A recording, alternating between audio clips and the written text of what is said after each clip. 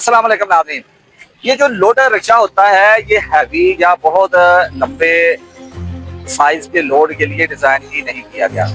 खास तौर पर जब इस तरह का सरिया इस पर लोड किया जाता है तो ये इंतहाई खतरनाक निज़ाम है। अब अभी इस रिक्शे पर जो सरिया लोड है ये तकरीबन 45 से 60 फुट इसकी लेंथ होती है।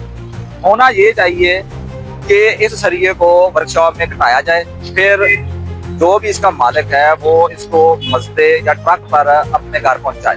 मगर होता क्या है कि दुकानदार और खरीदार दोनों पैसे बचाने के चक्कर में इस लोडर रिक्शे पर इसको लोड करवा देते हैं, जो कि इंतहाई खतरनाक है। अब आप देखें इसकी हालत देखें, अगर ये पीछे से कोई सवारी आ रही है और ये जो लोडर रिक्शे वाला खुदा ना खासा को ब्रेक लगाए या ये मोड़े तो इसका जूम बहुत ज्यादा हो जाता है।